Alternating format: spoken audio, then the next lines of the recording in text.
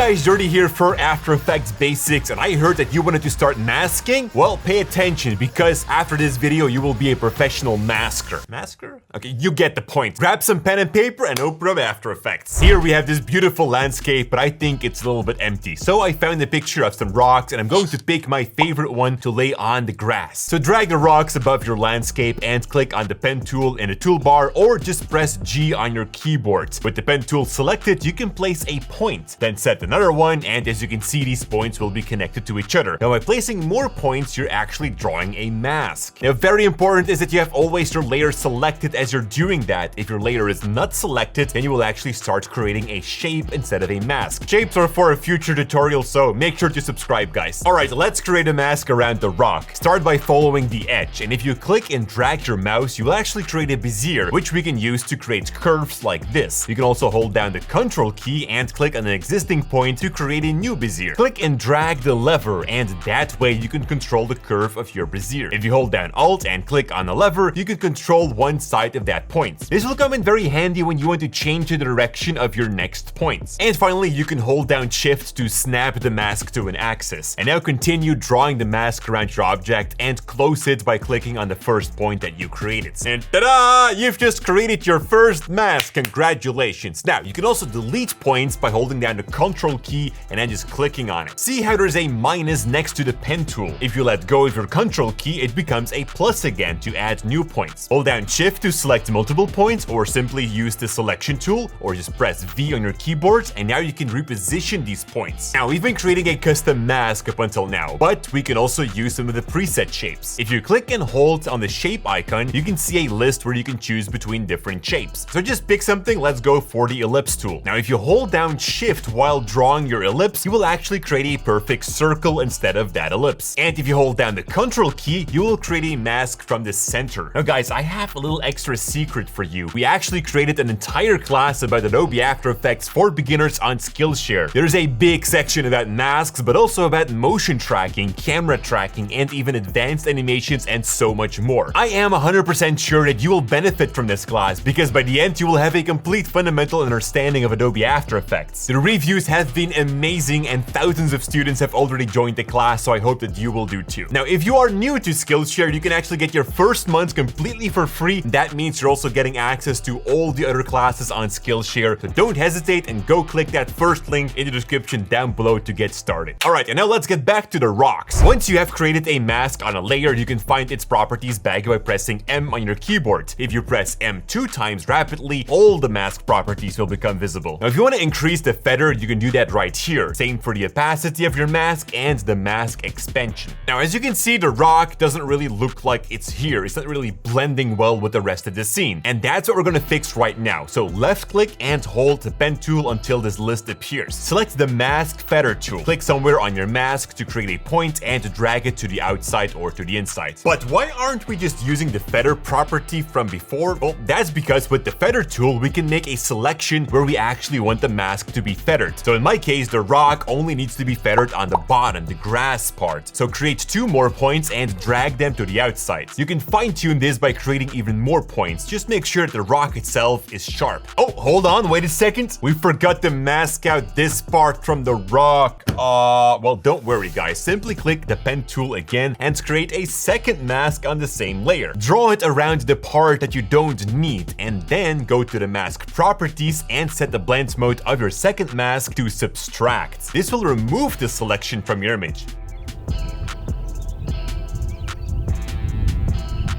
Now you gotta admit, guys, this scene looks pretty cool with the new rock in there. It looks like less empty. Now if you take everything you've learned today and apply that to your own video project, you will become a masking professional. And trust me, that's actually a job, being a full-time masker. Alright guys, hit that like button, and if you want to learn more about motion tracking, check out the video right here on my left. Don't forget to subscribe. Thank you for watching, and as always, stay creative.